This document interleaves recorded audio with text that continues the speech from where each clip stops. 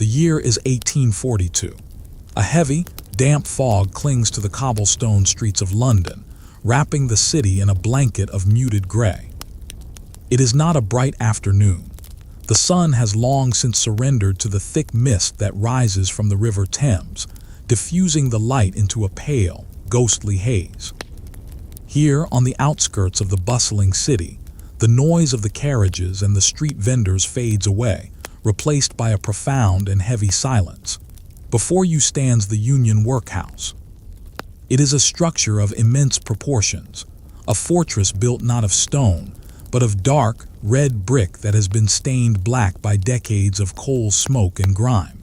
It does not look like a place of refuge. It looks like a sleeping giant, indifferent to the suffering of those who stand in its shadow.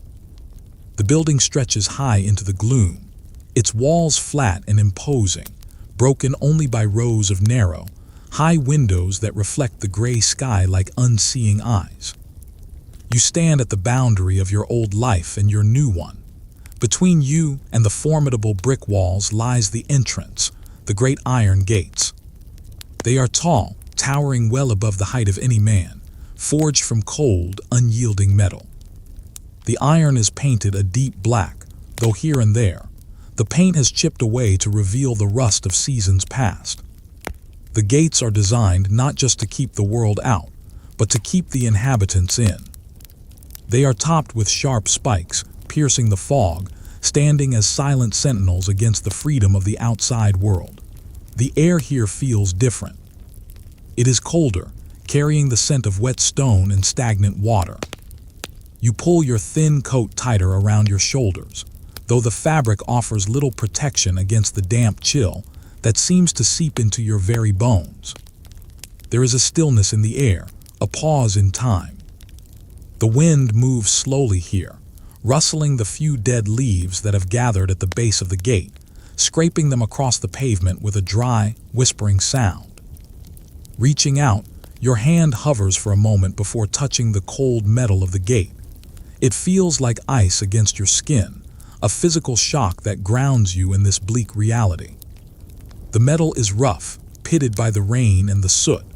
There is no handle on the outside, only a heavy iron bell pull hanging to the side, waiting to announce your surrender.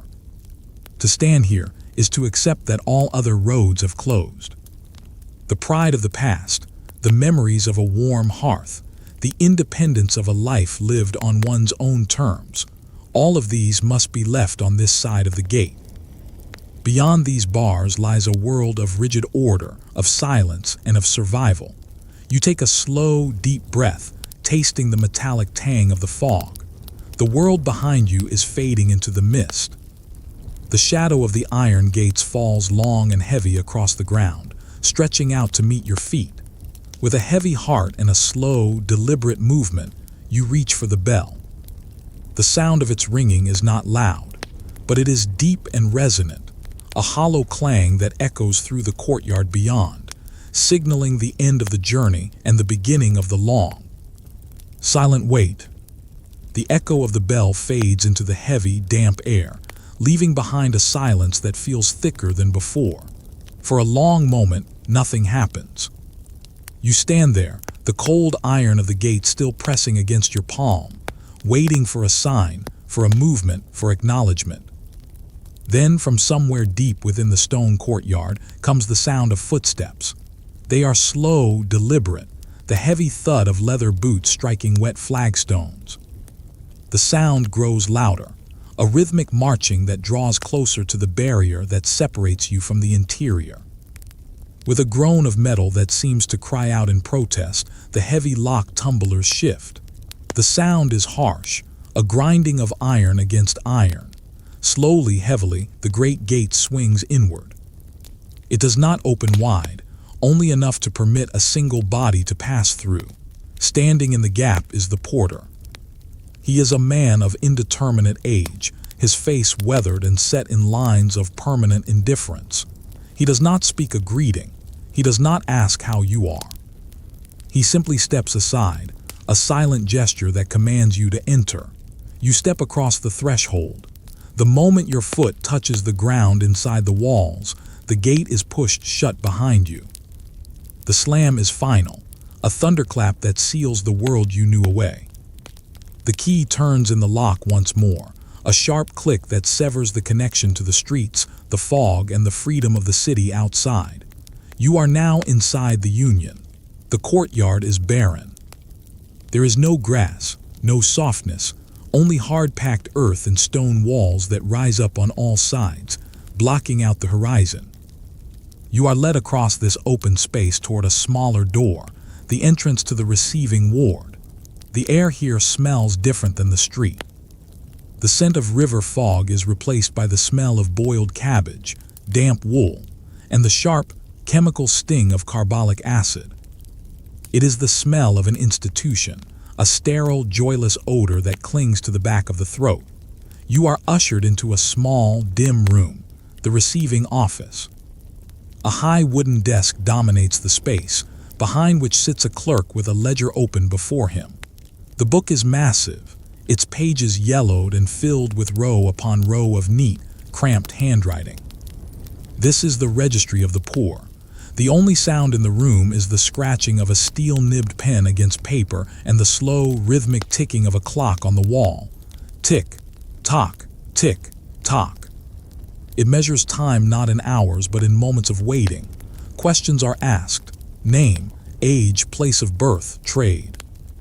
The answers are given in a low voice, your words absorbed by the clerk without a flicker of interest.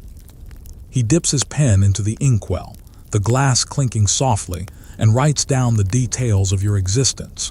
With each stroke of the pen, you feel a piece of your identity being peeled away. You are no longer a citizen with a history.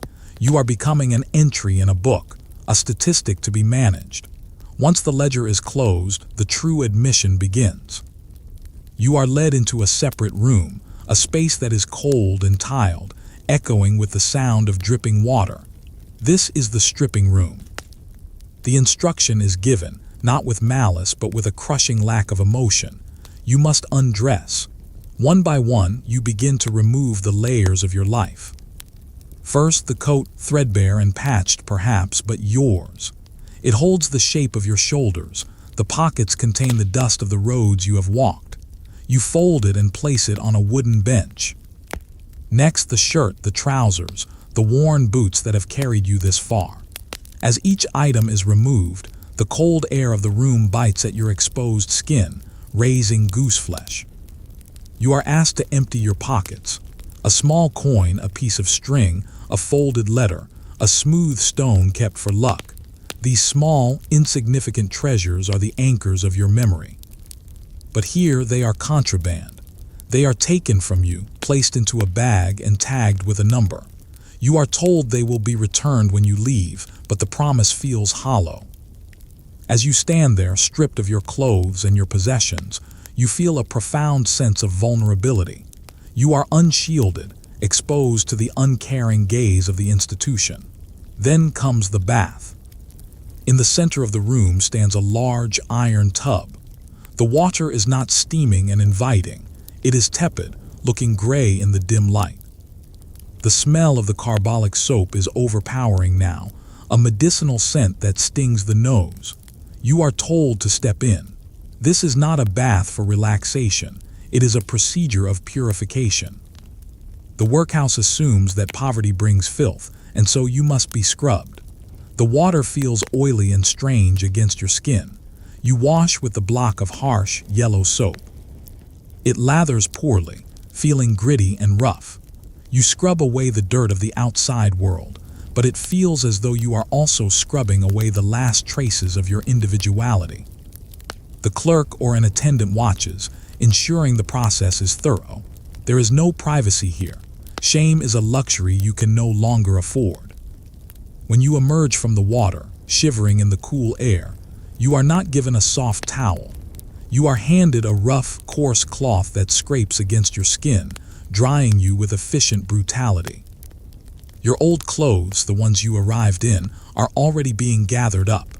They will be fumigated, bundled, and stored away in a dark room, perhaps never to be worn by you again. In their place, you are presented with a pile of folded fabric, your new attire, the workhouse uniform. You reach out and touch the material. It is thick, heavy wool and fustian, dyed a dull, lifeless gray or a deep, dark blue. The fabric is stiff, unyielding to the touch. It feels like wearing a carpet or a heavy sack. You pull on the shirt. It is scratchy, the fibers prickling against your clean, raw skin. It fits poorly, too loose in the shoulders, too tight at the neck. It was not made for you. It was made for anyone. It carries the faint, stale smell of the many others who have worn it before you. Next, the trousers or the dress, depending on the prisoner, equally shapeless and heavy. There are no pockets to put your hands in, no place to hide a token of the past. Finally, the boots. They are heavy leather, hobnailed at the bottom. When you slide your feet into them, they feel cold and hard. They are stiff, not yet broken in by the shape of your feet. You lace them up, feeling the weight of them anchoring you to the floor. When you stand, the sound of your movement has changed. You no longer move with the quiet shuffle of your old shoes. Now, every step is a clatter, a heavy thud that announces your presence as a pauper. You catch a glimpse of yourself in the reflection of a dark window pane. The person looking back is a stranger. The unique contours of your silhouette are gone, hidden beneath the standardized, shapeless drapes of the Union uniform. You look like everyone else. You have become a shadow, a part of the gray machinery of the workhouse. The attendant nods, signaling that the process is complete. You are clean. You are clothed. You are recorded. The transformation is physical, but the weight of it settles in your mind. The person who walked through the iron gates only an hour ago, the person with a name, a history, and a choice, has been suspended. In their place stands a prisoner of poverty, dressed in the livery of the state. The door to the inner ward awaits. You stand for a moment, adjusting the scratchy collar that rubs against your neck, breathing in the smell of the carbolic soap that now radiates from your own skin. You are ready to be moved to your assigned place. The admission process is over. You have been stripped of the past, layer by layer, until only the present moment remains, a moment of quiet, heavy resignation. The heavy oak door of the admission room closes behind you with a final, decisive click. The sound is not loud, yet it reverberates through the air, marking the end of the intake process and the beginning of your confinement. You are left standing at the threshold of a vast, dimly lit expanse. Before you stretches the main corridor of the workhouse, a long, narrow tunnel of brick and stone that seems to have no end. You take a moment to adjust your collar. The rough wool of the new uniform scratches against your neck, a constant, itching reminder of your changed circumstances. The fabric is stiff, smelling faintly of storage and mothballs, sitting heavy on your shoulders. You look ahead. The hallway is empty. It is a vacuum of activity, a space defined not by who is there but by who is not. You take the first step. Clack.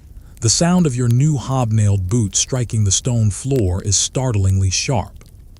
The silence of the building amplifies the noise, throwing it against the bare walls and sending it bouncing back to you.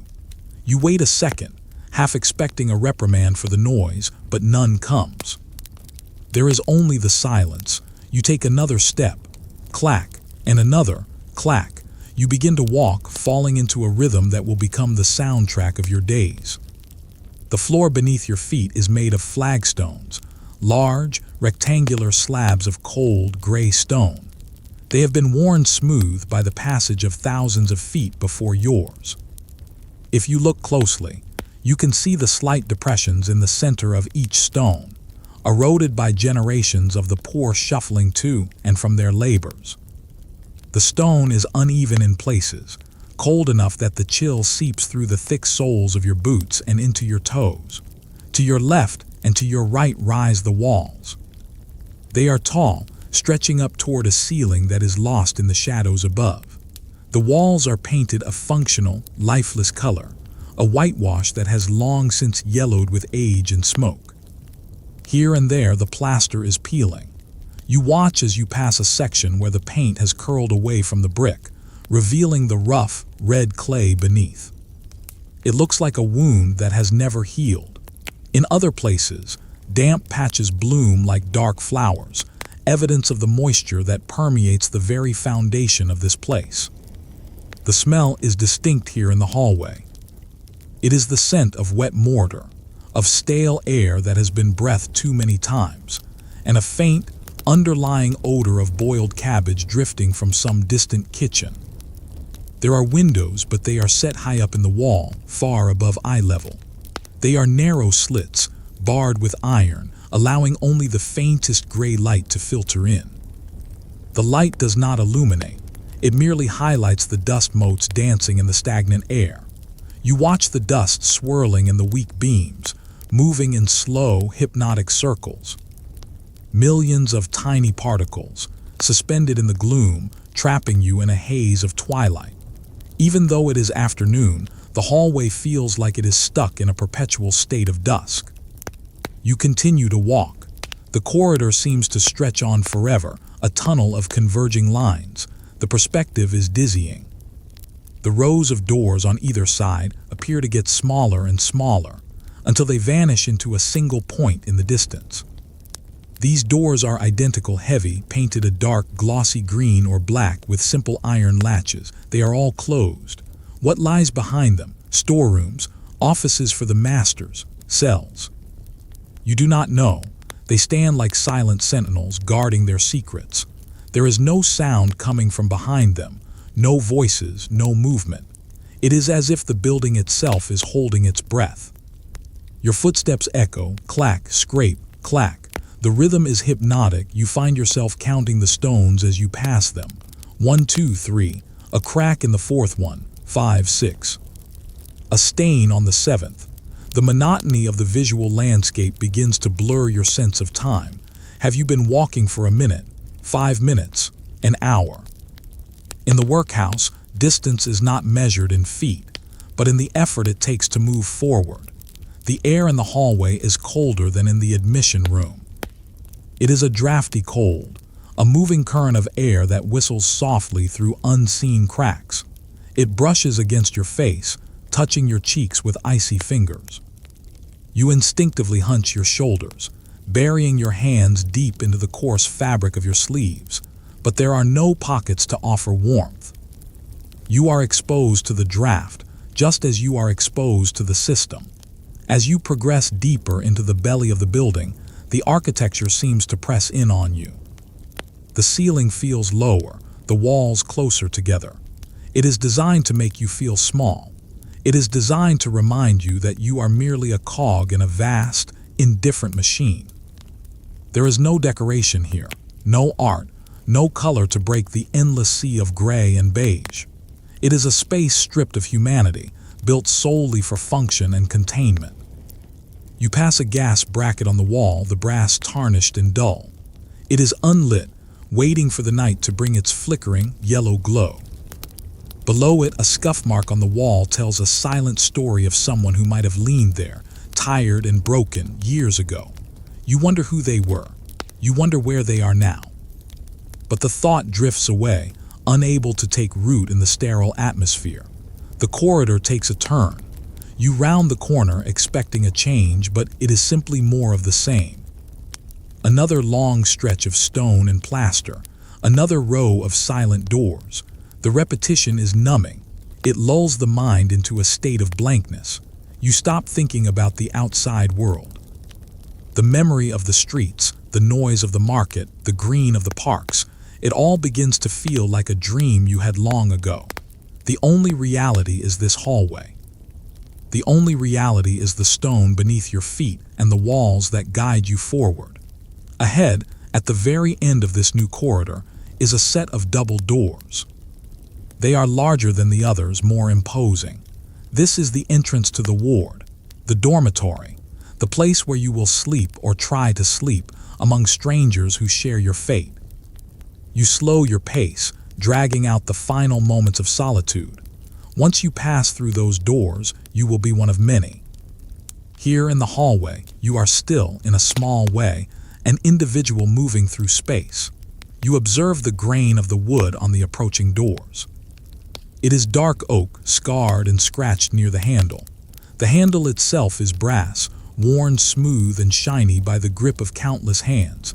Hands that were cold, hands that were rough from labor, hands that trembled with fear or age. You reach the end of the journey. You stop. For a moment, you just stand there, listening to the fading echo of your last footstep. It hangs in the air for a second before dissolving into the silence. The silence returns, heavy and suffocating. You can hear your own breathing, slow and steady. You can hear the blood rushing in your ears. You reach out. Your fingers, slightly numb from the cold, grasp the cool metal of the door handle. You turn it. The mechanism creates a dull thunk sound, loud in the quiet space. The latch disengages. You push. The door swings inward with a low groan of hinges that need oiling. A draft of air from inside the ward hits your face. It is warmer than the hallway, but stale. It carries the scent of many bodies, of straw mattresses, and of resignation. You step across the threshold, leaving the long, echoing hallway behind you. The door swings shut, sealing the echo away, and you are inside. The heavy wooden door of the dormitory latches shut, sealing the room against the corridor outside. You are now inside the sleeping ward. It is a vast, cavernous hall stretching out into the gloom. The ceiling is high, lost in the shadows of the rafters, where the darkness gathers like a thick, heavy cloud. The air here is still, but it is not empty. It is filled with the sound of breathing, the slow, rhythmic inhalation and exhalation of dozens of other men, all strangers, all sharing this same silent fate. Rows of beds line the walls, arranged with military precision. They are not beds as you once knew them. They are narrow iron frames, painted a dull, chipping black. There is no space between them for privacy, only a narrow aisle just wide enough to walk through. You find your assigned spot. It is indistinguishable from the others, a small island of iron and canvas in a sea of gray. You stand beside the bed for a moment, looking down at what will offer you rest tonight.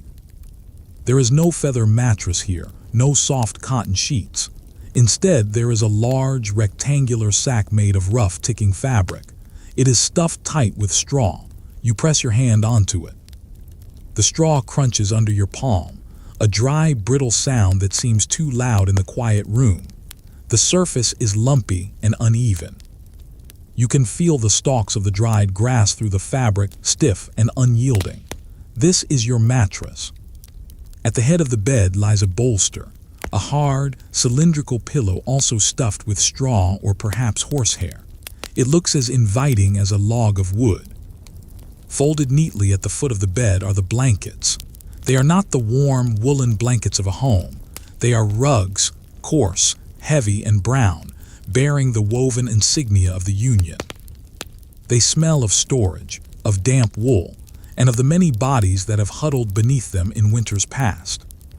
The gas lamps on the walls are lowered, the hiss of the gas fading as the flames shrink to tiny, blue beads of light. The room plunges into a semi-darkness. It is not pitch black.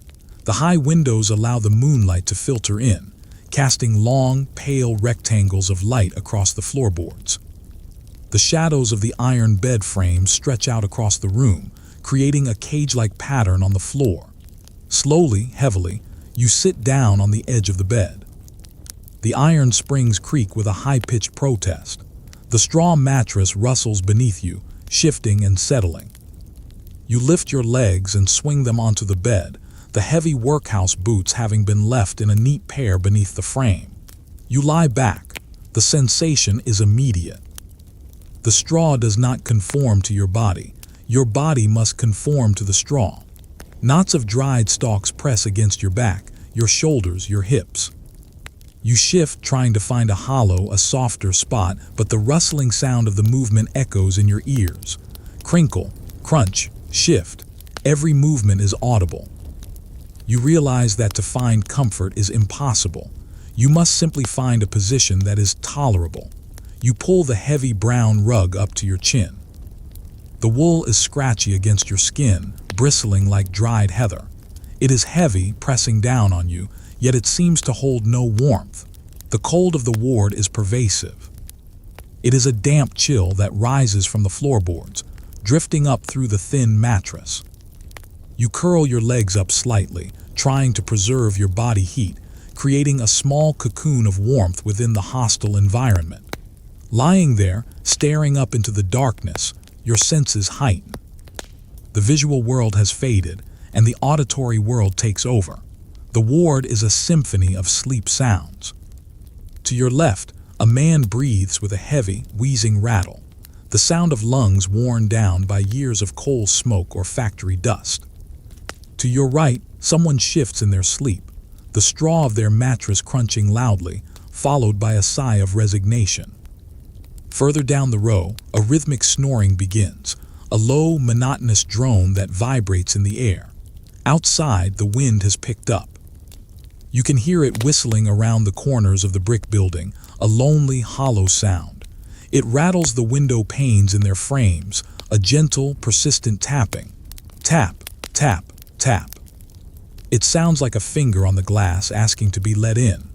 But the glass holds firm. The wind sighs and moves on, rushing through the eaves, making the old timbers of the roof creak and groan. The building feels alive, settling its great weight into the earth for the night. You close your eyes, but sleep does not come immediately. The mind is still active, replaying the events of the day, the iron gates, the cold water, the long hallway. You try to push these images away. You focus on the darkness behind your eyelids. You focus on the sound of your own heart beating, a slow, steady drum in your chest. Thump, thump, thump, thump. The smell of the straw is stronger now that your face is pressed near the bolster. It is a dry, dusty scent, smelling of harvest fields that are far away from this grim city. There is also the faint, lingering smell of the carbolic soap on your skin, a clean, sharp chemical scent that masks everything else. Time loses its meaning in the dark. You lie still, listening to the chorus of the room. A cough erupts from the far corner, a sharp hacking sound that breaks the rhythm, followed by silence, and then the breathing resumes. The moonlight shifts slowly across the floor, measuring the passing hours in inches of silver light. You feel the weight of the day pressing your body down into the straw. The stiffness in your limbs begins to soften, not from comfort, but from sheer exhaustion. The scratchiness of the blanket becomes less noticeable. The cold becomes a dull, background sensation. Your breathing slows, matching the rhythm of the room. You are just one of many shadows in this long room. There is no conversation, no connection, only the shared solitude of the night. You are alone in a crowd. The solitude is heavy, but it is also peaceful in a way. There are no orders being barked here, no bells ringing yet, just the dark, the cold, and the straw. Your thoughts begin to drift. They float away from the workhouse, drifting like the fog outside. You think of a fire you once sat by. You think of a warm meal. The images are fuzzy, soft around the edges. The sound of the wind becomes a lullaby, a continuous, rushing white noise that smooths over the sharp edges of your consciousness. The rustling of the straw becomes the sound of dry leaves blowing across a path. The snoring of the men becomes the distant rumble of the ocean. The hardness of the bed fades as your body grows heavy, sinking, drifting. You are falling, not quickly but slowly, like a feather drifting down a deep well, down into the gray mist, down into the quiet. The iron bed holds you, the walls protect you. For now there is nothing to do, nothing to fix, nothing to fear, just the long, dark, silent night. You take a deep breath, inhaling the dusty air, and let it out in a long, slow sigh. The darkness wraps around you. The world fades. And finally, on a sack of straw in a room of strangers, you drift into the heavy, dreamless sleep of the weary. The darkness of the ward is heavy and absolute. You are deep in the void of sleep, floating in a space where there is no cold, no hunger, and no stone walls. In this brief respite, the workhouse does not exist. There is only the silence and the warmth you have managed to gather beneath the rough wool of the rug, but the reprieve is finite. The silence is shattered not by light but by sound. Clang, clang, clang, the bell, it is the waking bell. It does not start gently. It erupts with a violent, metallic fury that tears through the stillness of the dormitory. The sound is harsh, discordant, and relentlessly loud. It vibrates through the air, bouncing off the brick walls, amplifying in the high cavern of the ceiling. It is a sound designed to command, to startle, to drive away the softness of rest. Clang. Clang, clang. You jolt awake. Your heart hammers against your ribs, a physical reaction to the sudden noise. For a split second, in the confusion of the waking mind, you do not know where you are. You reach out for the comfort of a familiar surrounding, but your hand meets the cold, hard iron of the bed frame. The straw mattress rustles sharply beneath you, crinkle, crunch, reminding you of the reality. The memory returns in a flood. You are in the Union. The bell continues to ring. It seems to go on forever, a rhythmic pounding that echoes the pounding in your head. It is 5 o'clock in the morning. Outside, the world is still pitch black. The sun has not yet risen. The city of London is still asleep. But here in the workhouse, the day has begun. Slowly, the ringing fades into a dying resonance, leaving behind a ringing silence in your ears. The ward begins to stir. It is not a sudden burst of activity, but a slow, painful resurrection. You hear the sounds of 50 other men waking up around you, the groan of rusty bed springs, the heavy sighs of exhaustion, the coughing, deep, wet chest coughs that rattle in the cold air. You lie there for a moment longer, staring up into the gloom. The air in the room has changed during the night. It is colder now than it was when you went to sleep. The temperature has dropped, settling into the bones of the building. You can see your own breath puffing out in front of you, a faint, ghostly cloud that vanishes as quickly as it appears. The gas jets on the walls are turned up by the ward master. The hiss of the gas becomes audible, SSSSSS, a serpentine sound that accompanies the growing light. The small blue beads of flame expand into yellow tongues of fire, casting a sickly, flickering illumination across the room. The light does not bring warmth. It only reveals the starkness of the surroundings. The long rows of beds, the peeling paint on the walls, the gray faces of your fellow inmates. Rise, the command is barked out from the end of the room. There is no time for lingering. To stay in bed is to invite punishment. You throw off the heavy brown rug. The cold air hits you instantly, a physical blow that makes you gasp. It wraps around your warm body, stealing the heat you preserved during the night.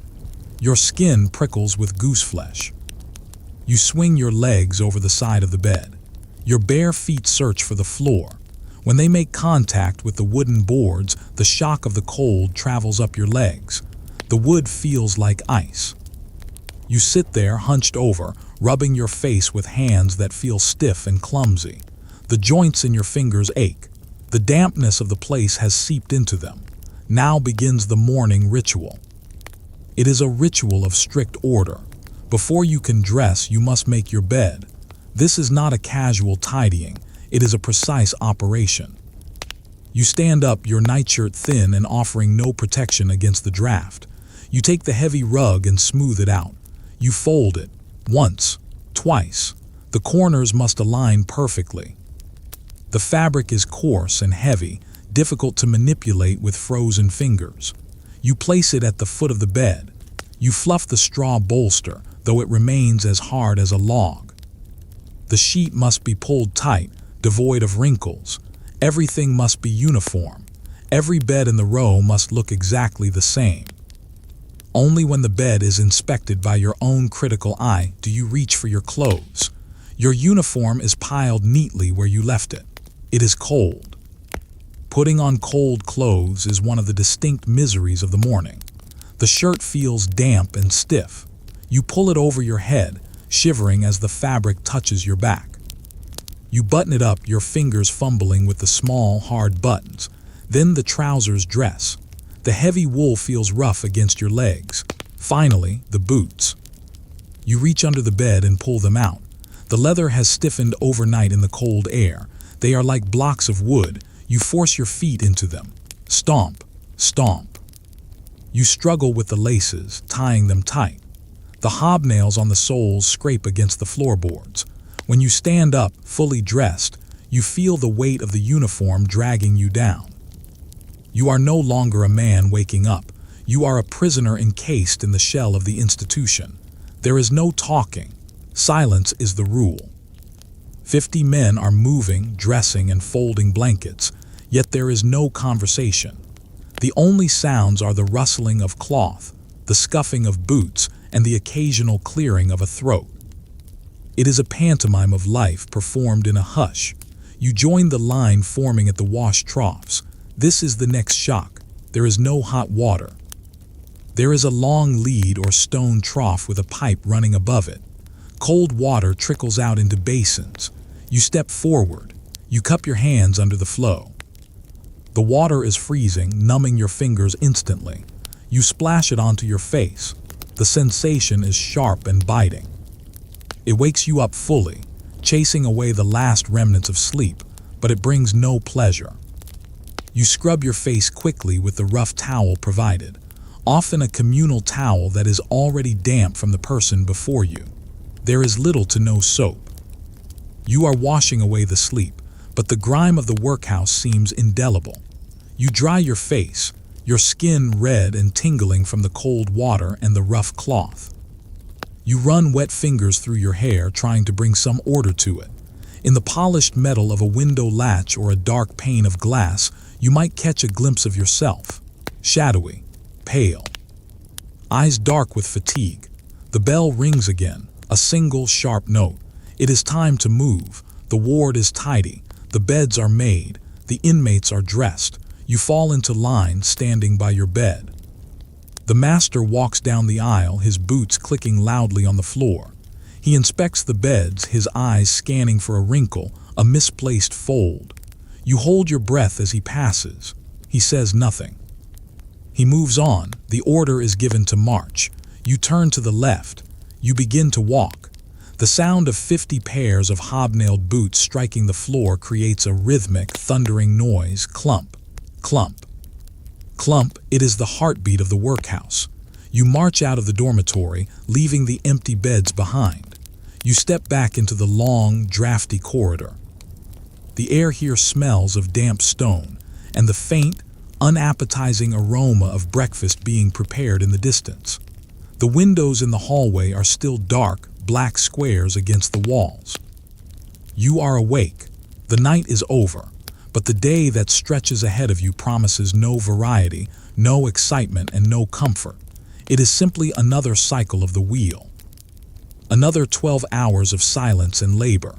You walk forward, eyes on the back of the man in front of you, moving deeper into the machine, as the echo of the morning bell still ghosts in your mind. The rhythmic thud of hobnailed boots echoes through the corridor as the line of men marches forward. You are part of this gray river, flowing from the dormitory towards the heart of the institution, the dining hall. The air grows heavier as you approach. The damp, stony smell of the hallway begins to mix with something else, a warm, humid scent that is unmistakably the smell of boiling oats and stale water. It is not an appetizing smell. It is the smell of sustenance, stripped of all joy. You pass through the double doors and enter the refectory. It is a room of immense proportions, designed to dwarf the human spirit. The ceiling soars high above, lost in a gloom of wooden beams and cobwebs. The walls are vast stretches of whitewashed brick, broken only by texts painted in stern black lettering. God is just.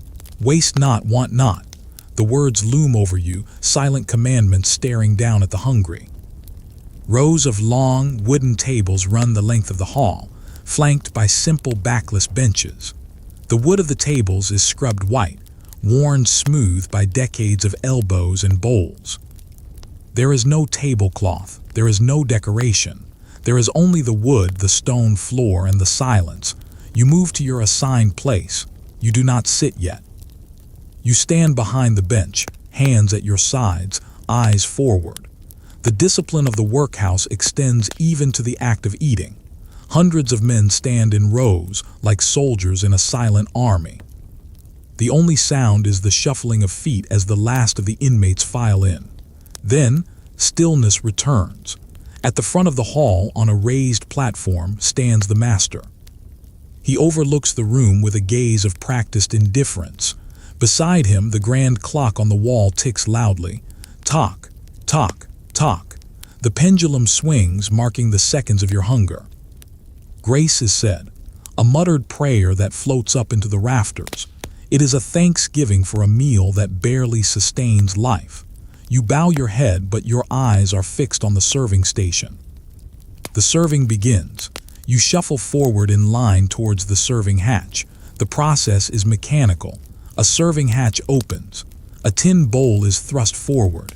A ladle dips into a massive copper cauldron. Splash! A measure of gruel is poured into your bowl. It is a pale, grayish-beige liquid, steaming in the cold air. It is not thick like porridge. It is thin, watery, with a few lumps of oats swirling in the suspension. It looks like dirty river water thickened with sawdust. Alongside the bowl, you are handed a piece of bread. It is a small, square loaf, dark and dense. It feels hard to the touch, likely baked days ago. You take your portion and walk carefully back to your spot. The bowl is warm. You wrap your cold fingers around the tin, letting the heat seep into your skin. It is the only warmth you have felt since leaving your bed. You sit down on the hard bench. On the table before you lies a spoon. It is made of cheap metal, perhaps pewter or tin, battered and bent from years of use. It looks dull in the morning light. Begin. The signal is given. A ripple of movement goes through the hall. Hundreds of spoons are lifted. You dip your spoon into the gruel. The liquid is gelatinous, clinging weakly to the metal. You lift it to your lips. The steam rises, carrying the scent of boiled grain and a faint metallic tang. You take the first sip. It is hot. That is its primary virtue. The heat spreads through your mouth, down your throat, and into your empty stomach. It burns slightly, a welcome sensation in the freezing hall, but there is no flavor. It tastes of nothing but boiled oats and water. There is no salt, no sugar, no milk.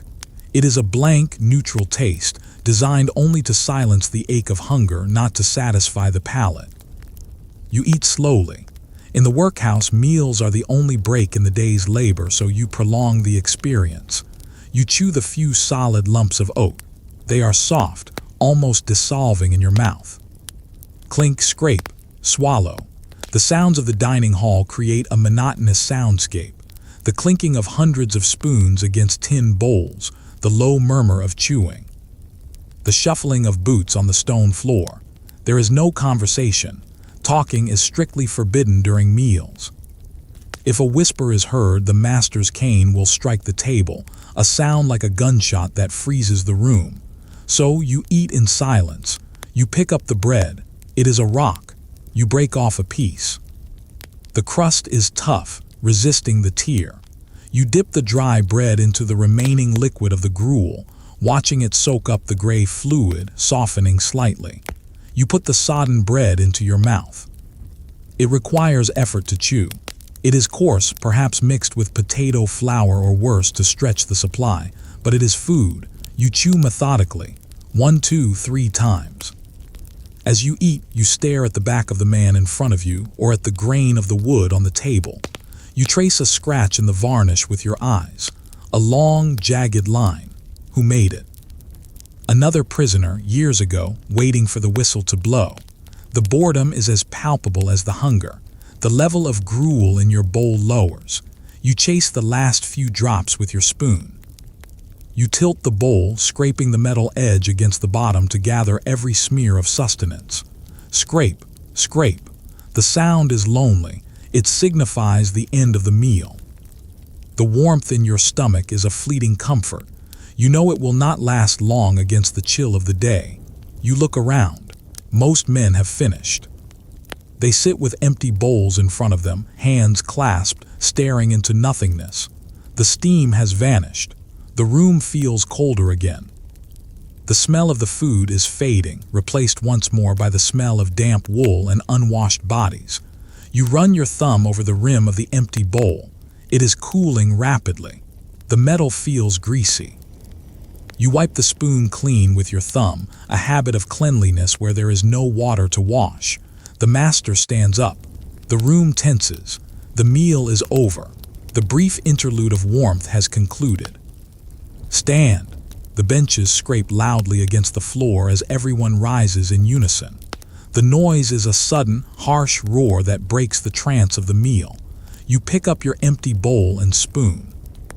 You join the line again to deposit them at the scullery hatch. The metal bowls clatter as they are stacked. Clang, clang, one on top of the other, a tower of empty vessels. You step away from the table, your stomach full of warm water and heavy bread, but your spirit remains empty. The energy you have gained is not for you. It is for the work that lies ahead. The thin gruel is merely the fuel for the machine. You fall back into the marching column. The heavy boots begin their rhythm again.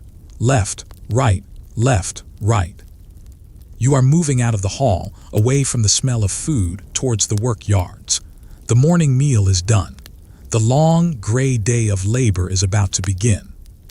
The march from the dining hall leads you away from the main building and across a small, open yard. The air outside is biting, the damp wind cutting through your thin uniform, but the exposure is brief.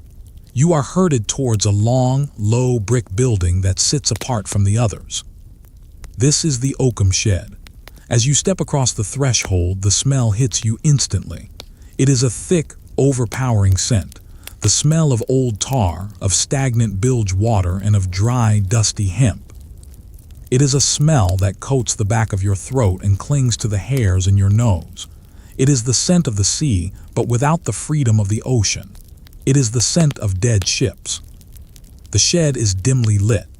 High windows, clouded with years of grime, allow only weak shafts of light to penetrate the dusty air. The room is filled with rows of low wooden benches. In front of each bench lies a pile. It looks like rubbish. It looks like debris washed up on a dirty shore. It is old rope. This is junk. That is the official term. Thick, heavy cables from the rigging of ships, soaked in tar to make them waterproof, and now hardened by years of exposure to salt and sun. Your task, the task that will consume every minute of your day until the sun goes down, is to take this rock-hard rope and pick it apart, fiber by fiber, until it is reduced to a pile of soft, loose fluff known as oakum. You sit down on your assigned bench. The wood is hard and splintered. You reach out and pick up a segment of the rope. It is thick, perhaps as thick as your wrist. It feels heavy, like a piece of iron. The tar has hardened it into a solid mass. It is black, sticky in places, and rough as bark. You begin. There is no tool provided for this task, save for a small, rusted iron nail or a metal spike if you are lucky. Mostly, you must use your fingers. You grip the rope with your left hand. With your right hand, you search for the end of a strand. The rope is tightly wound, the fibers fused together by the tar. You dig your fingernail into the coil, trying to pry it loose. It resists. It is like trying to peel the bark off a tree with your bare hands. You push harder. The edge of the dried tar cuts under your nail. A sharp, stinging pain shoots through your fingertip, but you ignore it. You pull. Snap. A small piece of the strand breaks off. It is not enough. You need to unravel the whole thing. You try again. You twist the rope, trying to break the seal of the tar. The friction warms the tar slightly, making it sticky. It clings to your skin. Your fingers are soon coated in a black, resinous film that smells of chemicals and old wood. You find a loose thread. You pull it. It unravels slowly, releasing a fine cloud of dust. This dust is everywhere. It floats in the air, swirling in the beams of light like tiny, dark stars. You breathe it in. It tastes of grit. It settles on your skin, in your ears, and your eyelashes. Once you have separated a strand, the real work begins. You must untwist it. You roll the fiber between your thumb and forefinger, back and forth, back and forth. The motion is repetitive, endless. The coarse hemp fibers scratch against the pads of your fingers. At first, it is just a rough sensation, but as the minutes turn into hours, the roughness becomes an abrasion. The skin on your fingertips begins to wear down. It becomes red, then raw, then tender to the very touch. Pick, twist, pull, pick, twist, pull. The sound in the shed is a low, continuous rustle. It sounds like 1,000 dry leaves being crushed at once. There is no talking. The master sits at a high desk at the end of the room, watching. If the rustling stops, his head snaps up. So the sound continues. It is the sound of time being shredded. Your hands are cold. The shed is unheated, and the draft from the door keeps the temperature near freezing. The cold makes your fingers stiff. They fumble with the finer threads. The tar becomes brittle in the cold, sharper. It slices into the cracks of your dry skin. You look at your hands. They are no longer the hands of a person. They are tools, blackened, bleeding in small cracks around the knuckles, shaking slightly from the strain. You pick up the iron nail. You jam it into the weave of the rope to leverage it open. Scritch. The metal scrapes against the hardened tar. You twist the nail. The rope groans, a dry, tearing sound. You wedge your thumb into the gap and pull. The resistance is constant. The rope fights you every inch of the way. It does not want to be unmade. You look at the pile of finished oakum at your feet. It looks like a pile of brown hair. It grows so slowly. You have been working for what feels like hours, yet the pile is small. You need to fill a specific weight by the end of the day, perhaps 3 or 4 pounds. The fear of not meeting the quota sits in your chest, a dull weight, but you cannot rush. You can only maintain the rhythm. Pick, twist, pull. The monotony takes over your mind. You stop thinking about the pain in your fingers. You stop thinking about the cold. Your world shrinks down to the single inch of rope in front of you. You observe the way the fibers are twisted. You see the specks of sand trapped in the tar. You see the tiny hairs of the hemp. Your mind begins to drift into a state of numbness. It is a trance. The repetitive motion lulls you. You are a machine. Your arm moves forward, your fingers grasp, your wrist twists, you pull back. Forward, grasp, twist, pull back. The sunbeam on the floor moves inch by inch. It crosses the toe of your boot. You watch it. It takes an hour to cross from the left side of your boot to the right. That is your clock. The air is thick with silence, yet full of sound. The heavy breathing of the man next to you. The occasional clink of a nail dropping on the floor. The shifting of weight on a wooden bench. These sounds loop over and over, becoming a drone that blocks out thought. You pick up a new piece of junk. This one is particularly hard. It is a not fused solid. You have to pound it against the bench to loosen it. Thud, thud. The vibration travels up your arm. You start again, digging, prying, tearing. Your fingertips feel like they are burning, even though they are freezing cold. The skin is worn so thin that touching the rough hemp sends a jolt of sensitivity through your nerves. But you cannot stop. You rub your hands together for a moment, trying to generate friction, but the sticky tar makes them drag against each other.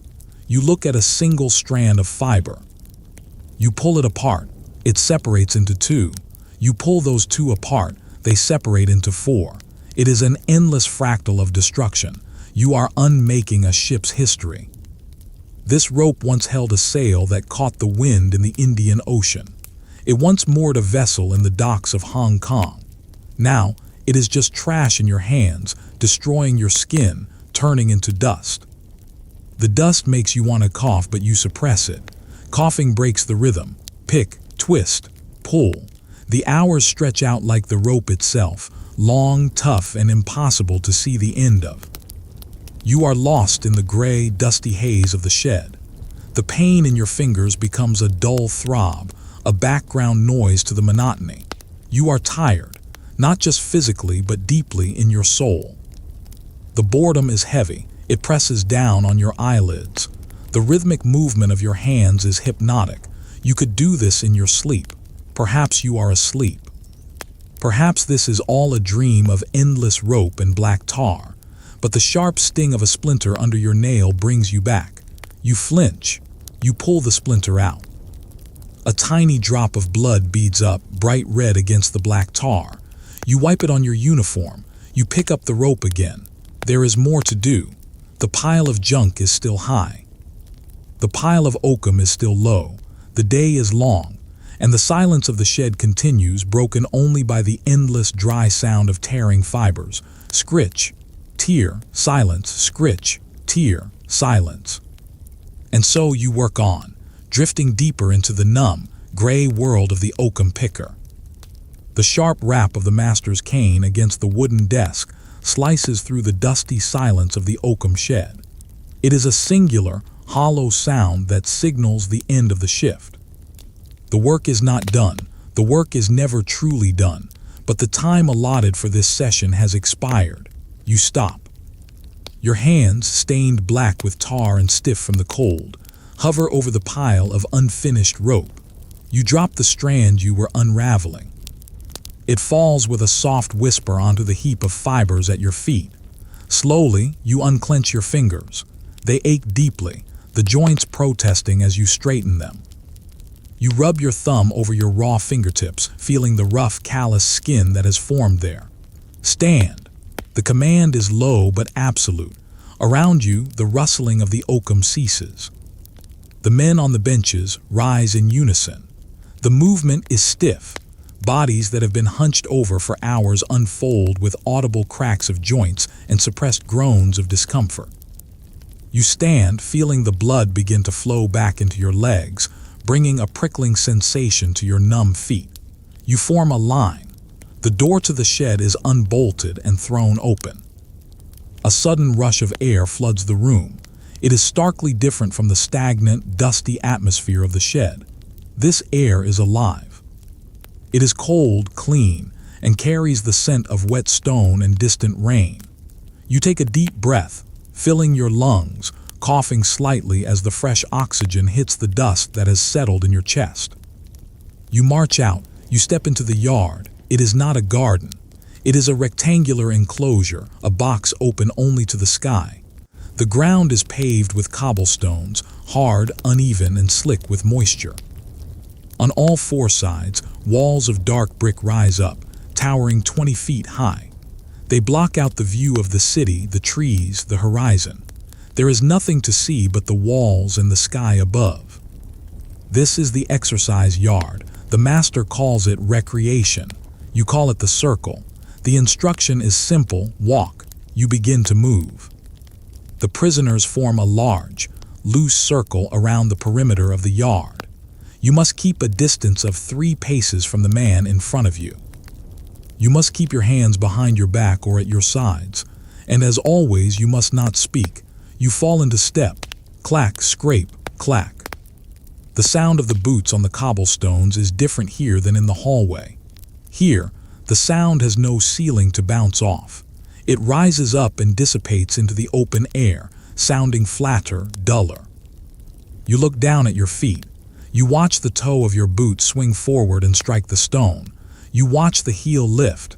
You watch the next step. The cobblestones are gray, some tinged with green moss that clings to the damp mortar. You find yourself studying the pattern of the stones. Some are round, some are square. Some are cracked, split by the frost of winters past. You walk. The air is biting. The wind swirls around inside the high walls, trapped like you. It tugs at the hem of your coat, brushes against your ears. It is cold, but it feels good on your face. It washes away the grime of the oakum shed. You turn your face slightly into the breeze, letting it numb your cheeks. Above you, the sky is a vast, shifting canvas of gray. Heavy clouds drift slowly from west to east. They are low and oppressive, threatening rain, but for now they simply hang there. You watch a single cloud tracing its shape as it changes. It stretches, thins out, and dissolves. You wonder where it is going. It can float over the wall. You cannot. The circle continues to rotate. It is a human wheel turning slowly in the courtyard. You stare at the back of the prisoner in front of you, the stitching on his collar, the patch on the shoulder of his uniform where the fabric has worn thin, the way his head bobs slightly with each step. You know his back better than you know his face. Round and round you go. The monotony of the walking is hypnotic. There is no destination. You are walking to get nowhere. The physical act of moving becomes a rhythm that soothes the mind. Left foot, right foot, breathe in, breathe out. The repetition clears your thoughts. The worries of the future, the regrets of the past, they all fade away in the face of the endless circle. You pass a corner of the yard. There is a drain pipe running down the wall here, rusted and old. A steady drip of water falls from it. Plip, plip, plip. It lands in a small puddle on the stone. You watch the ripples expand and vanish. Every time you circle back to this spot, the drip is there. It marks the passage of time. Your legs begin to warm up. The stiffness leaves your muscles. The rhythm of the march becomes fluid. You feel almost weightless, just a body moving through space. The silence of the yard is profound. Despite the presence of 50 men, there is no human sound, no laughter, no shouting, no whispering. Only the boots, the wind, the drip.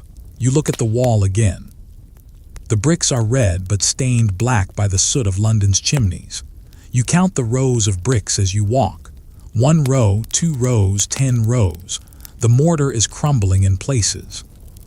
A small fern has managed to take root in a crack high up near the top. It flutters in the wind, a tiny speck of green in a world of gray. You focus on that leaf. It fights to survive on nothing but stone and rain, just like you. The light begins to change. The afternoon is wearing on, and the gray light of the sky deepens into a darker slate hue. The shadows in the corners of the yard grow longer, stretching out to meet your feet. The air grows colder as the sun, unseen behind the clouds, begins its descent. You are tired, but it is a different kind of tired than the exhaustion of the shed. This is a physical tiredness, a heaviness in the legs that feels almost pleasant. It is the feeling of being used, of being in motion, walking. The mind drifts into a semi-sleep state. You are aware of your surroundings, yet detached from them. The rhythmic clack, clack, clack of the boots sounds like a clock ticking. You are the pendulum. For a brief moment, you close your eyes as you walk, trusting the sound of the footsteps ahead to guide you. In the darkness, the wind sounds louder. It sounds like the ocean. It sounds like a forest. For a second, you are not in the workhouse. You are walking down a country lane or along a beach. But then you open your eyes and the brick walls return. The illusion vanishes, but the calm remains. The master standing by the door checks his pocket watch. He snaps the cover shut. Halt! The circle stops. The sound of boots ceases instantly. The silence rushes back in, heavier than before. You stand there, your breath forming a cloud in the cold air, feeling the blood pulsing in your veins. The walk is over. The brief interlude of sky and wind is finished. File in. You turn towards the door. The dark interior of the workhouse awaits. You take one last look at the sky, at the drifting clouds, at the tiny green fern on the wall. Then you lower your head. You step forward, back into the shadows, leaving the silent yard behind to wait for another day. The door to the yard is bolted shut. The heavy iron bar slides into place with a grinding sound, metal against metal, that signals the end of the brief glimpse of the sky. You are back inside. The air is still, trapped between the thick brick walls, holding the lingering scent of dust and damp wool. You stand in the corridor. It is darker here than outside. The gas lamps have been lit early, casting long, flickering shadows that dance upon the floorboards. But there is one shadow that does not dance. It is long, stark, and utterly still. It is the shadow of authority. You are now in the domain of the master. The workhouse master is not merely a man. He is the living embodiment of the institution. You do not need to see him to know he is there. You can feel the weight of his presence in the silence. The atmosphere in the hallway shifts. Backs straighten instinctively, heads lower. Eyes fixate on the ground. The casual slump of exhaustion is replaced by a rigid posture of obedience. You begin to walk down the hall, but your steps are lighter now, more careful. You are trying to make yourself invisible. On the wall to your right, framed in dark, heavy wood, hangs a large board. It is the table of regulations. The varnish on the frame is cracked, mimicking the lines on an old man's face.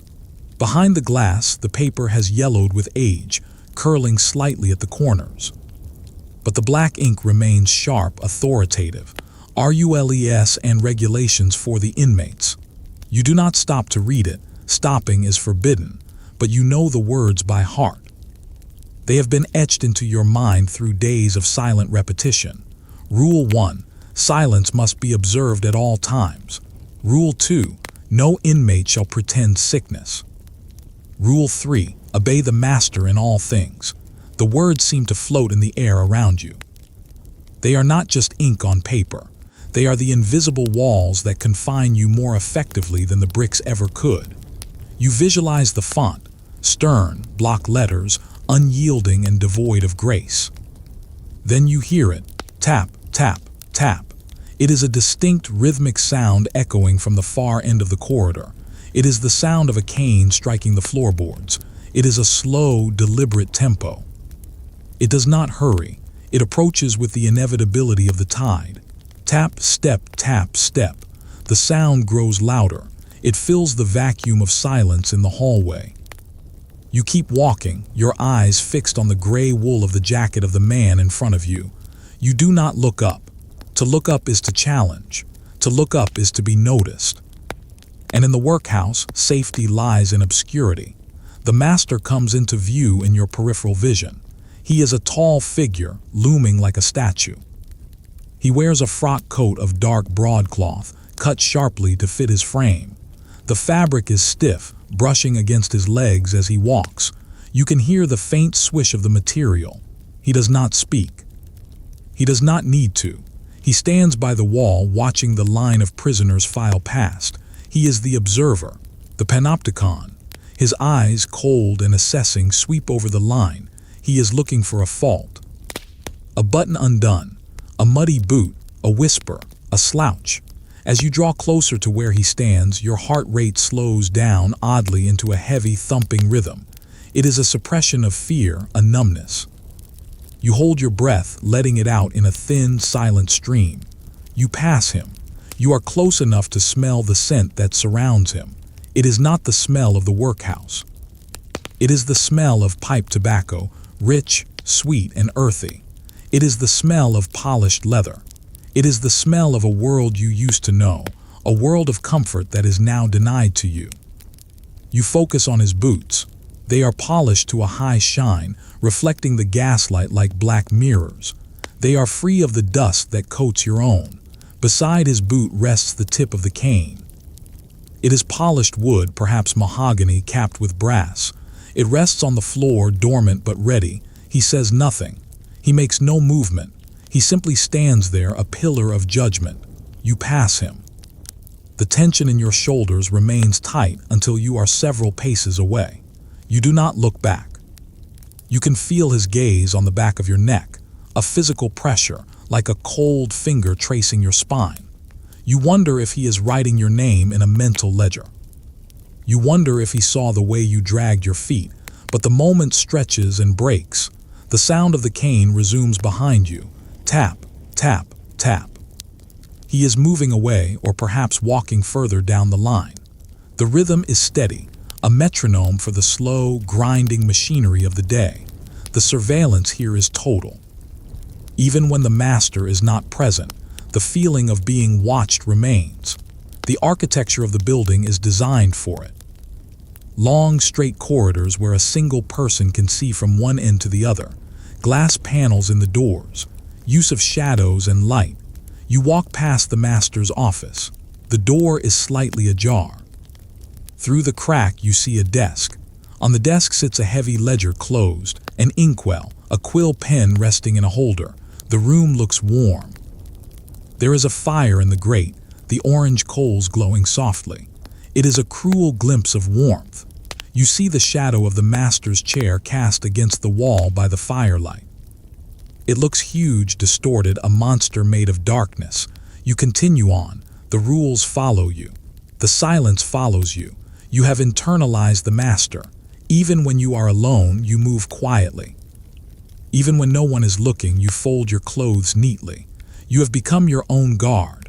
The hallway stretches out. The gaslights hum, a low, buzzing drone that sits at the very edge of hearing. Zzzzzzzzzzz. It blends with the sound of the cane, which is now faint in the distance. Tap, tap, tap, fading, fading. You are entering the quiet hours of the evening. The strict oversight of the day begins to soften, not into freedom, but into a different kind of neglect. The master retires to his quarters. The prisoners are left to the wards. But the shadow remains. It hangs in the corners of the ceiling. It hides under the beds. The knowledge that you are owned, that your time is not your own, that your body is property of the Union. This knowledge settles over you like a heavy, suffocating blanket. You walk with the slow, defeated gait of a man who knows there is no escape from the rules. The walls are high. The gates are locked. And the master is always watching, even when his eyes are closed. The corridor ends. The door to the infirmary ward lies ahead. The air grows cooler still. The sound of the cane is gone now, replaced only by the echo of your own breathing and the shuffling of 50 pairs of boots, moving in obedient unison towards the twilight. The corridor of the main block ends at a heavy set of double doors. These doors are different from the others. They are painted white, though the paint has yellowed with time and smoke, giving them the appearance of old parchment. Above the frame, a simple, hand-painted sign reads, Infirmary. You push the door open. It swings silently on well-oiled hinges, a stark contrast to the groaning metal of the rest of the workhouse. As you step across the threshold, the atmosphere changes instantly. The biting cold of the stone hallways is replaced by a thick, humid warmth.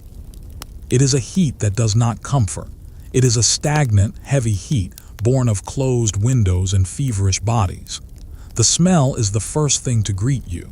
It is overpowering and distinct. It is the sharp, chemical sting of carbolic acid, used to scrub the floors. Beneath that, the faint, sweet scent of ether. And beneath that, the underlying earthy smell of sickness, of stale linens, of herbal poultices, and of human frailty. You walk into the ward. It is a long, narrow room, mirroring the dormitory you slept in, but here, the energy is lower, slower. 2 rows of iron beds line the walls. They are closer together here. The aisle between them is narrow, just wide enough for the doctor or the pauper nurse to pass. The light in the infirmary is dim. The gas lamps are turned down low, casting a soft, amber glow that barely reaches the corners of the room. Shadows stretch long and thin across the floorboards. The windows are tall, but the glass is frosted or grime-streaked, turning the outside world into a blur of gray shapes. You move slowly down the aisle. Creak. Silence. Creak. Silence. The floorboards here seem to whisper under your weight. You try to step lightly, respecting the hush of the room. The beds are occupied. In each one lies a figure, a mound under the brown workhouse blankets. Some are sleeping, their chests rising and falling in a shallow, fragile rhythm. You watch the blanket on the nearest bed. Up. Down, up, down. It is a hypnotic movement, the pendulum of life swinging slowly. Others are awake but silent. A pair of eyes watches you from a pale face. They are sunken, rimmed with dark shadows. There is no anger in them, no curiosity, only a deep, abiding tiredness. They look through you, staring at a point in the distance that only they can see. You hear the sounds of the infirmary. It is a symphony of small noises, the rustle of a sheet being turned, the soft clink of a glass medicine bottle against a metal tray, a suppressed cough, dry and hacking from the far end of the room. And above it all, the sound of breathing, wheezing, sighing, rattling. It is the sound of lungs that have breathed too much coal dust, too much damp air. At the center of the room stands a large wooden table. This is the nurse's station, but there is no professional nurse here in a crisp white uniform. There is only an elderly woman, a pauper herself, promoted to tend the sick because she is too old for the oakum shed. She sits in a wooden chair, her head nodding, half asleep. On the table sits a collection of bottles. You focus on them. There is a bottle of dark blue glass, ribbed to warn of poison. It catches the faint light of the gas lamp, glowing with a dull cobalt luminescence. Next to it, a clear bottle filled with a brown liquid, a cough tincture perhaps, or laudanum to dull the pain. A silver spoon rests beside it, tarnished and dull. A roll of white bandage, slightly frayed at the edges. These objects sit in perfect stillness. They are the tools of a losing battle. You walk past a window. Outside, the weather has turned. Rain has begun to fall. You can hear it tapping against the glass. Tap, tap, tap, tap. It is a gentle, persistent sound. You watch a single raindrop strike the pane. It holds its shape for a second, trembling, before gravity pulls it down. It leaves a trailing path through the grime on the glass, a tear on the face of the building. Then another drop, and another. The rhythm of the rain merges with the rhythm of the breathing in the room. You stop at the foot of an empty bed. The sheets are pulled tight, white and crisp. The pillow is fluffed. It waits. In this place, a bed does not stay empty for long. The cycle is continuous. One leaves, another arrives. The emptiness is temporary. The air here feels thick, as if time itself has slowed down. In the work yards, time is measured by the bell and the output of labor. Here, time is measured by the pulse. It is fluid, stretching out into long, formless hours. Day and night bleed into one another in the dim light. You feel a sense of heaviness in your own limbs. The warmth of the room makes your eyelids heavy. The smell of the ether makes you feel lightheaded. You feel the urge to lie down, to sink into one of these iron beds and let the world fade away. To stop fighting, to stop working, to simply be. A nurse moves in the distance. She walks with a shuffling gait, her felt slippers sliding softly on the wood. S-H-H-H-S-H-H-H. S-H-H-H-S-H-H-H. She carries a basin of water. Steam rises from it, curling into the air like a ghost. She stops at a bedside. You watch as she dips a cloth into the water. She wrings it out. The sound of the water dripping back into the basin is loud in the silence. Drip, drip, drip. She wipes the forehead of a sleeping man. The gesture is gentle, perhaps the only tenderness he has felt in years. He does not stir. He is far away, lost in the fever dreams of a better place. You look up at the ceiling. The plaster is cracked here too, a map of fissures spreading out from the center. You trace the lines with your eyes. They look like rivers. They look like veins. The infirmary is a borderland. It sits between the harsh reality of the workhouse and the unknown peace that follows. It is a place of waiting. There is no urgency here. The struggle is over. You continue your slow walk towards the exit at the far end. As you pass the last bed, you hear a whisper. It is faint, barely audible over the rain. Water. It is a dry, scratching sound. You pause, but the nurse is already moving. You are just an observer. You are a shadow passing through the valley of shadows. You reach the door. You place your hand on the cool brass handle. You look back one last time at the long room, the rows of beds, the blue glass bottles, the steam rising, the rain falling. It is a sad place, yes, but it is also a quiet place. A place where the noise of the industrial world cannot reach. A place of rest, however final that rest may be. You turn the handle. The latch clicks softly. You step out, leaving the heavy medicinal air behind, carrying with you the silence of the infirmary. A silence that settles deep in your bones, whispering of sleep and of peace. You leave the infirmary, you leave the yard, you return to the corridor, you return to the bench. The days begin to bleed together. In the beginning, you counted them. You marked the passage of time by the small events of your arrival, the first night, the first Sunday service, the first time you saw the Master. You held onto the calendar in your mind, visualizing the grid of dates, crossing them off one by one. Monday, Tuesday, Wednesday, but somewhere along the line you stopped counting. The structure of time in the workhouse is not linear, it is circular. It is a wheel that turns slowly, grinding down the distinct edges of the hours until everything is smooth, uniform, and indistinguishable. Today is exactly like yesterday. Yesterday was exactly like the day before, and tomorrow will be the same. The concept of a week begins to fade. There are no weekends here, no holidays, no festivals to mark the turning of the year. There is only the bell, clang, clang. The bell rings to wake you, the bell rings to feed you, the bell rings to work you, the bell rings to sleep you. It is the heartbeat of the building, a mechanical pulse that replaces your own. You realize that you no longer move because you want to. You move because the bell tells you to. You have become an extension of the clockwork. You sit on a bench in the day room during a rare moment of idleness. You stare at the wall opposite you. It is a vast expanse of whitewashed brick. You have stared at this wall for 1,000 hours. You know every inch of it. You know the exact spot where the plaster is chipped in the shape of a dog's head. You know the long hairline crack that runs from the ceiling to the floor like a dried riverbed. You watch a dust mote floating in a shaft of light. It swirls, rises, falls, and rises again. It has no destination. It simply exists, suspended in the stagnant air. You feel a kinship with that speck of dust. You too are suspended. You are floating in the endless gray. The color of the world has drained away. You try to remember the color of the grass in the park in July. You try to remember the red of a woman's shawl. You try to remember the blue of the deep ocean. But the memories are fading like old watercolors left out in the rain. Here, everything is gray. The stone floors are gray.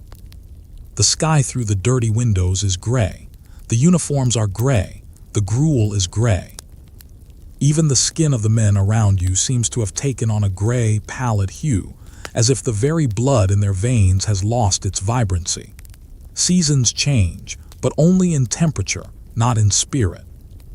You know it is winter because the frost forms fern-like patterns on the inside of the glass, and the water in the wash basin freezes into a solid block of ice that must be cracked with a fist.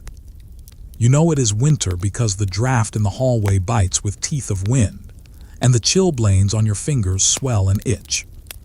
You know it is summer not by the warmth of the sun, for the high walls block the direct light, but by the heaviness of the air. The ward becomes stifling. Flies appear buzzing lazily against the window panes. Bzzz, thump, bzzz, thump. They throw themselves against the glass, seeking freedom, until they too exhaust themselves and drop to the sill, joining the collection of dried husks. But whether it is June or December, the routine remains absolute.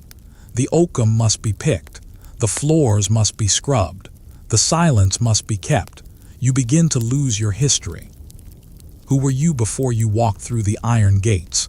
The name is still there, recorded in the master's ledger, but it feels like it belongs to a stranger. You are no longer John or William or Thomas. You are inmate. You are a number on a laundry bag. The memories of the outside world, the noise of the market, the taste of ale, the touch of a loved one, begin to feel like a dream. Did they really happen, or were they just stories you told yourself? The reality of the workhouse is so heavy, so solid, that it crushes the reality of the past. You find yourself sinking into a state of mental hibernation. You stop thinking about the future because the future is just more of this. You stop thinking about the past because it hurts. You live only in the immediate moment. Right foot, left foot. Spoon to mouth, swallow, Eyelids close, eyelids open. This is the workhouse stare. You see it in the eyes of the old men who have been here for years. It is a gaze that looks at nothing and everything at once. It is a vacancy, a resignation. You realize with a slow, dull shock that you are developing it too. In the main hallway there is a large grandfather clock. It stands against the wall like a coffin made of dark oak. The face of the clock is yellowed, the Roman numerals black and stark. Tick, tock. Tick, tock. You watch the pendulum swing. Left, right, left, right. It is the most hypnotic thing in the world. It slices time into seconds, but the seconds do not add up to anything. They just fall away, piling up like the dust in the corners. You listen to the rhythm. It is slow, deliberate, uncaring. The clock does not care if you live or die. It does not care if you are hungry. It just keeps ticking. Tick, tock. Your breathing synchronizes with it. Inhale on the tick, exhale on the tock. You are merging with the building. You are becoming part of the brick and mortar. Sometimes a thought floats to the surface of your mind. I should leave. But the thought is heavy, and it sinks back down into the gray water of your consciousness. To leave requires energy. To leave requires hope. And hope is a commodity that is not issued in the Union. You look at your hands. They are rough, scarred, the nails broken. They rest on your knees, motionless. They look like old tools that have been left out in the weather. You wonder if they will ever do anything gentle again. The light in the room begins to fade. The gray turns to charcoal. Another day is ending. Was it a Monday, a Friday? It does not matter, it was simply a day. The gas lamps are lit. The hiss of the gas is the only sound in the room. Shadows stretch out from under the benches, long, dark fingers reaching across the floor. You feel a profound tiredness. It is not just physical fatigue. It is a weariness of the soul. It is the weight of existing in a place that does not want you, yet will not let you go. You close your eyes for a moment. In the darkness behind your eyelids, there is no workhouse. There is only a void, a quiet, soft, velvet void. You stay there for a second, floating in the nothingness. Then the bell rings, clang, supper. You open your eyes, you stand up, you get in line. The wheel turns. The cycle continues. You step forward into the gray, lost in the endless loop of time, drifting slowly towards the night. The final bell has rung. Its echo has long since died away, absorbed into the porous brick of the walls. The day is done. The long, grinding cycle of the workhouse has completed its revolution. The oakum has been picked, the stone floors have been scrubbed, the silence has been kept. Now the only duty that remains is to rest. You are back in the dormitory. The gas lamps have been extinguished, save for a single pilot light near the door that casts a faint, trembling glow on the floorboards. The darkness has returned, claiming the room, softening the harsh edges of the iron beds and the peeling plaster. The world of sharp lines and strict rules has dissolved into the shadows. You lie on your back. The straw mattress, which felt so hard and unforgiving the night before, now feels different. It accepts the weight of your body. Your limbs feel heavy, as if they are made of lead.